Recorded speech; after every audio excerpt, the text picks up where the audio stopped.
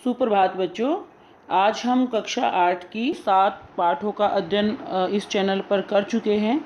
आज हम कक्षा 8 का 8वां पाठ होगा अपना, यह सबसे कठिन समय नहीं। यह क्या है विद्यार्थियों? यह एक कविता है जिसके जो रचयिता हैं, जो कवयित्री हैं, वो जया जादवानी जी हैं। जया जादवानी जी जो बहुत ही फेमस कवयित्री रही हैं। मैं यहाँ पे लिख भी देती हूँ एक बार, जया जादवानी। याद रखना आप लोगों को इसका, क्योंकि कभी कभी कवयित्री से और कभी उसका नाम पूछ लिया जा सकता है। तो जया जादवानी जी जो हैं इसकी लेखिका हैं। इससे पहले विद्यार्थियों जो है मैं आप लोगों को कविता और कहानी दोनों का अध्ययन करवा चुकी हूँ। तो आइए ज़्यादा लेट ना करते हुए हम प्रारंभ कर लेते हैं कविता का। तो कविता का नाम है यह सबसे कठिन समय नहीं है। तो सबसे पहले तो आप लोगों को कठिन का अर्थ यहाँ पे पता होना चाहिए। कठिन का अर्थ क्या होता है? मुश्किल। ठीक है। इस कविता के मैं शब्द अर्थ पहले नहीं बता रही हूँ क्योंकि बहुत ज़्यादा यहाँ पे शब्द अर्थ नहीं है। जया जादवानी जी ने बहुत ही सरल शब्दों में ये कविता लिखी है कि जो आप पढ़ोगे तो आपको साथ ही साथ उनके अर्थ समझ में आ जाएंगे। ठीक है। और जया जादवानी जी जो है मध्य प्रदेश की कवयित्री हैं, ये लेखिका हैं।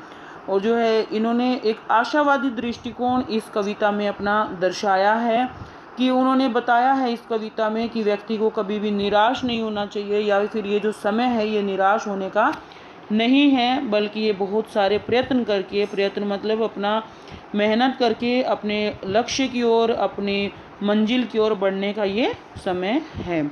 तो ये सबसे कठिन समय नहीं है। कौन सा सबसे कठिन समय नहीं है? इस समय के बारे में यहाँ पर कवयित्री बताएंगी कि कौन सा समय। सबसे पहले तो बात आती है कि यह सबसे कठिन समय नहीं है। कौन से समय की यहाँ पर बात हो रही है और कौन सा समय मुश्किल नहीं है।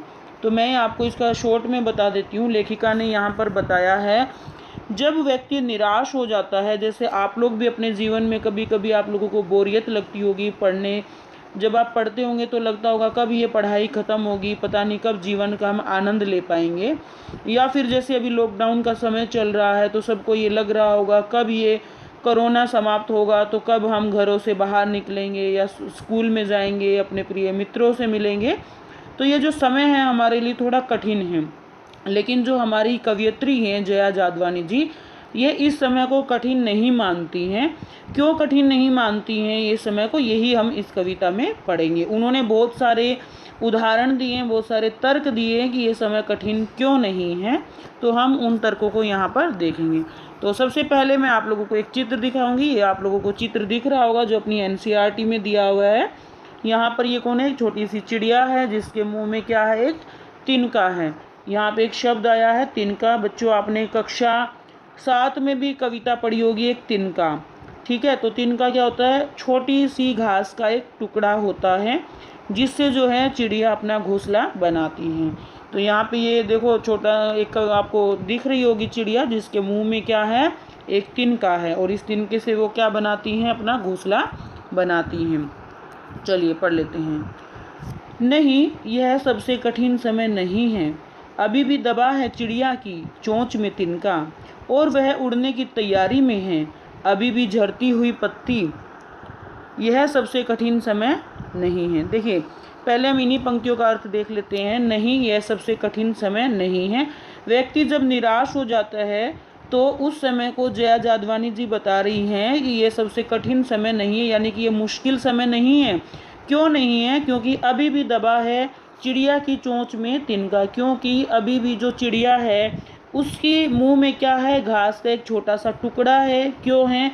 क्योंकि अभी भी उसका एक आशावादी दृष्टिकोण है। अभी भी वो घोंसला बनाना चाहती है, अभी भी उसने आशा नहीं छोड़ी है, और वह उड़ने की तैयारी में है। और क्या है? वो उस घोंसला बनाने के बाद और भी तिनका लेने के लिए वो क्या है? उड़ जाना चाहती है, स्वतंत्र रूप से उड़ना चाहती है। फिर अपना तिनके इकट्ठे कर करके लाती है, घास के छोटे छोटे टुकड़े इकट्ठे करके लाती है और उनसे अपना घोंसला वो बनाती है। आप लोगों ने बहुत बार देखा होगा जब बहुत बारिश होती है या आंधी तूफान आता है तो चिड़िया के घोंसले हमेशा टूट जाते हैं। नेस्ट जिसको हम बोलते हैं, या जहाँ पर चिड़िया रहती है, जहाँ चिड़िया अपने बच्चों को पैदा भी करती है। छोटे छोटे बच्चे, चिड़िया के बच्चे शुरुआत में घोंसले में रहते हैं तो वो सब टूट जाते हैं। लेकिन चिड़िया कभी भी जीवन जीना नहीं छोड़ती, कभी भी वो अपना कार्य करना कभी भी बंद नहीं करती, वो कभी भी तिनके इकट्ठा करना कभी भी बंद नहीं करती। वो हमेशा मुश्किल परिस्थिति में भी तिनका तिनका इकट्ठा करके लाती है, फिर से अपना घर बनाती है और अपने कार्य को निरंतर रूप से करती है। तो इसी प्रकार से यहाँ पर लेखिका हमें समझाना चाहती है बच्चों कि हमें भी कभी निराश नहीं होना चाहिए। यदि हमारे जीवन में कुछ तनाव है, अवसाद है या हमारा मन नहीं लग रहा है तो उस समय में हमें नई नई चीज़ों का अन्वेषण करना चाहिए, उस समय में हमें निराश नहीं होना चाहिए। अगली पंक्तियों का अर्थ देख लेते हैं। और अभी भी झड़ती हुई पत्ती, थामने को बैठा है हाथ एक, अभी भी भीड़ है स्टेशन पर, अभी भी एक रेलगाड़ी जाती है गंतव्य तक। यहाँ पर क्या कहते हैं, अभी भी झड़ती, झड़ती मतलब गिरना, पत्ती तो आप समझ ही गए होंगे, पेड़ों की जो पत्तियाँ होती है, लीव्स जिनको बोला जाता है, कि अभी भी पेड़ों से क्या है, पत्तियाँ गिर रही हैं, लेकिन उन पत्तियों को गिरने से रोकने के लिए भी एक हाथ मतलब कोई ना कोई बैठा है। अर्थात आप लोगों ने जब भी देखा होगा कि जब आप निराश होते हैं तो आपके माता पिता या फिर आपके गुरुजन या फिर आपके कोई बेस्ट फ्रेंड जो आपके बहुत ही अच्छे गहरे मित्र होते हैं, वो हमेशा आपको मोटिवेट करते हैं, वो हमेशा आपको आगे बढ़ने के लिए प्रेरित करते हैं कि आपको आगे जाना है, आपको अपने जीवन में बहुत कुछ करना है। तो इसलिए इन छोटी छोटी बातों से आपको निराश नहीं होना है।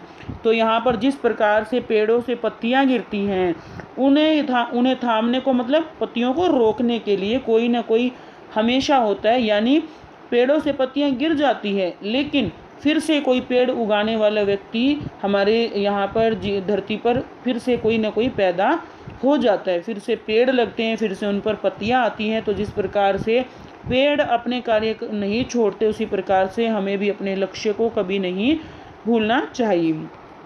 अभी भी भीड़ है स्टेशन पर, अभी भी एक रेलगाड़ी जाती है गंतव्य तक। गंतव्य मतलब जो मंजिल होती है। जिस प्रकार रेलगाड़ी, आप लोगों ने ट्रेन में बहुत बार अपनी टिकट बुक करवाई होगी।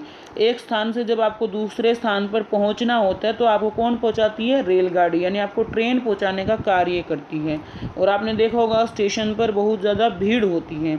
तो जिस प्रकार से रेलगाड़ी यानी कि ट्रेन आपको एक स्थान से दूसरे स्थान तक आपकी मंजिल तक पहुंचा देती है, उसी प्रकार से अभी भी आपके लिए जहां कोई कर रहा होगा प्रतीक्षा, प्रतीक्षा होता है यहाँ पे इंतज़ार, ठीक है, आप लोगों को याद रखना है। ये प्रतीक्षा का अर्थ क्या होगा, इंतज़ार होगा। कि जिस प्रकार जो है रेलगाड़ी व्यक्ति को एक स्थान से दूसरे स्थान पर, गंतव्य मतलब जहाँ उसको जाना रहता है वहाँ तक पहुँचा देती है, उसी प्रकार से आपको भी अपने लक्ष्य तक पहुँचने के लिए आपके साथ भी कोई जीवन में कई व्यक्ति आपके साथ खड़े होंगे। आप लोगों ने बहुत बार पहचाना होगा, कई बार व्यक्ति पहचानते नहीं हैं, लेकिन कोई न कोई हमेशा आपके साथ खड़ा हुआ मिलता है। अगली पंक्तियों का अर्थ देख लेते हैं। जहाँ कोई कर रहा होगा प्रतीक्षा, अभी भी कहता है कोई किसी को, जल्दी आ जाओ कि अब सूरज डूबने का वक्त हो गया है। बच्चों, आप लोगों ने देखा होगा कि दिन भर आपके माता पिता, जैसे आपकी माँ यदि हाउस वाइफ हैं लेकिन पिता जॉब पर काम करते हैं, तो जैसे क्या होता है कि पिता जो है दिन भर ड्यूटी पर होते हैं या जॉब पर होते हैं, माना कि माता भी जॉब पर होती हैं और आप स्कूल में होते हैं, लेकिन जैसे ही शाम होने लगती है, सूरज डूबने का मतलब जैसे ही शाम होने लगती है, 4-5 बजने लगते हैं, तो हमारे सारे परिवार के जितने भी मेंबर होते हैं धीरे धीरे एक एक व्यक्ति करके सब लोग क्या होते हैं, घरों में आ जाते हैं।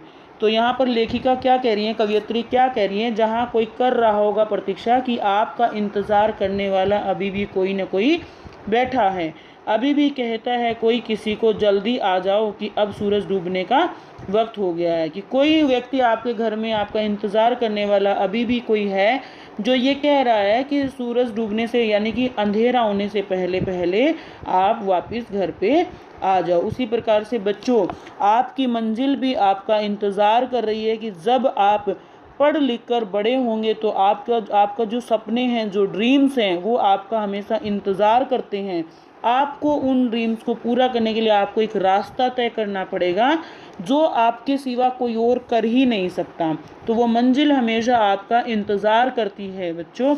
तो यहाँ पर कवयित्री जी यही समझाना चाहती हैं।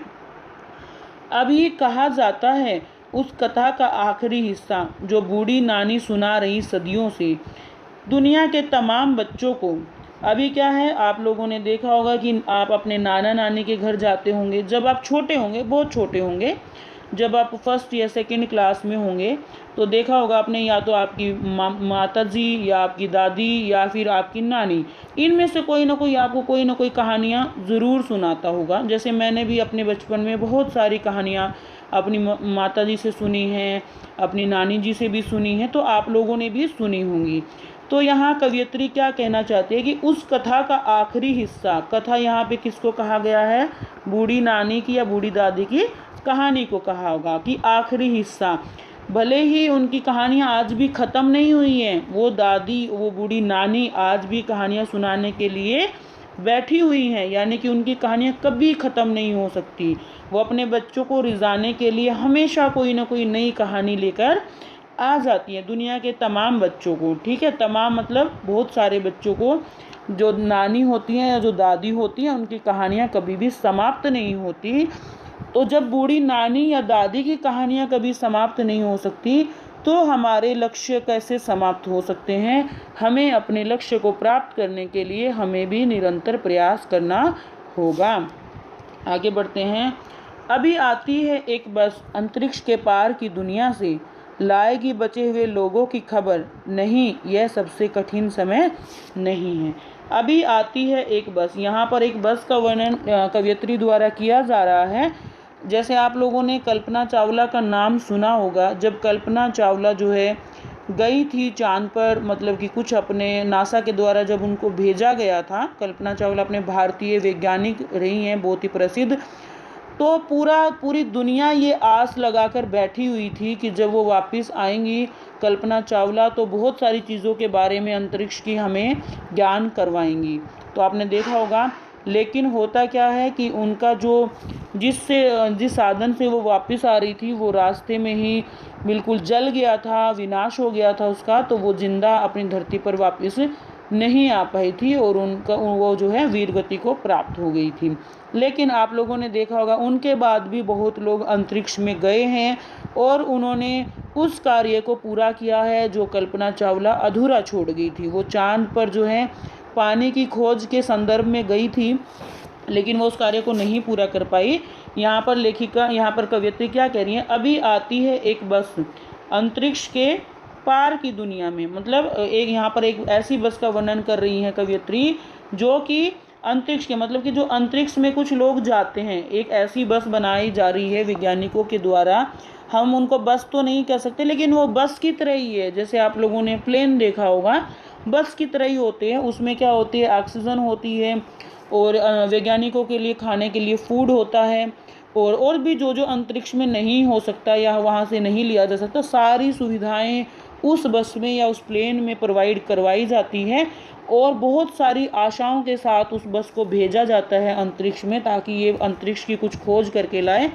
ठीक है, तो अंतरिक्ष में जब जैसे चांद हो गए, या फिर अंतरिक्ष मतलब जब आसमान में जाते हैं, आसमान में भी वायुमंडल हो गए, वायुमंडल हो गए, इन सारी चीज़ों के बारे में जब जो है ज्ञान प्राप्त करके लाते हैं।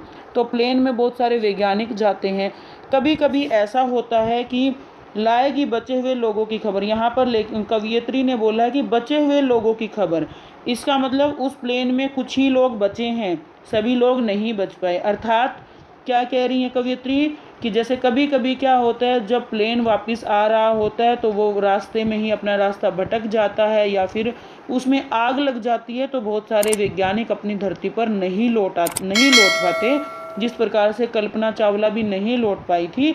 लेकिन फिर भी वैज्ञानिक या फिर धरती पर जो लोग हैं वो कभी भी निराश नहीं होते, कभी भी ये नहीं सोचते कि अब इस काम को हम नहीं कर पाएंगे, बल्कि क्या सोचते हैं, जो बाकी के लोग हैं, जो प्लेन में बाकी के लोग हैं, वो तो बचे हुए होंगे, उनकी तो ज़िंदगी अभी नहीं गई होगी, कम से कम वो हमें बताएंगे कि अंतरिक्ष में उन्होंने क्या देखा।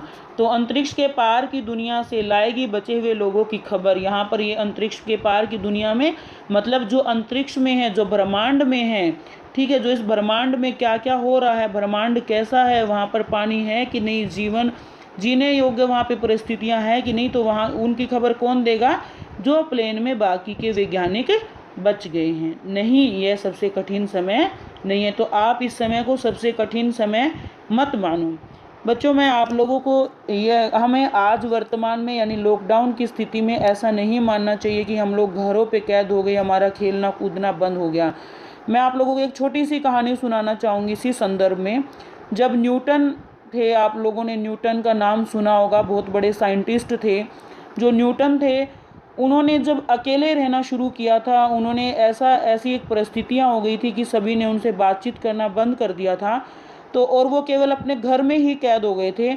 उस समय उन्होंने बहुत सारी चीज़ों का, जैसे उन्होंने ग्रेविटी फोर्स बोला था, उन्होंने अपने सामने एक सेब गिरते हुए देखा था और फिर उसको सोचा था कि ये सेब केवल धरती पर वापस क्यों आया, केवल ज़मीन पर क्यों आया, ये ऊपर में ब्रह्मांड में क्यों नहीं गया।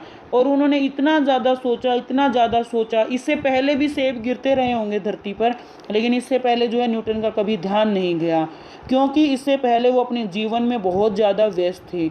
जब वो जीवन में अकेले हुए, जब वो अपने घर में कैद हो गए, उनसे कोई बातचीत करने वाला नहीं रहा, तब उनके नई नई वैज्ञानिक खोजें निकल कर आई। तो प्रिय विद्यार्थियों, आप लोग भी लॉकडाउन के समय को ज़्यादा से ज़्यादा सदुपयोग करें। अपनी कौशलता, अपने टैलेंट को ये दिखाने का सबसे ज़्यादा समय है। आप नई नई चीज़ें करें और अपने जीवन में कभी भी निराश ना हो, आगे बढ़ते रहें। मिलते हैं हम नेक्स्ट वीडियो में। आशा करती हूँ कि आप लोगों को ये अच्छी लगी होगी वीडियो, और अगर अच्छी कुछ भी कमी रह गई है तो मुझे कमेंट बॉक्स में बताइए। कुछ अगर ज़रूरत लगेगी तो मैं आप लोगों के लिए फिर से एक वीडियो लेकर आऊँगी। अगर वीडियो अच्छी लगी है तो वीडियो को लाइक कर दें, वीडियो को शेयर कर दें।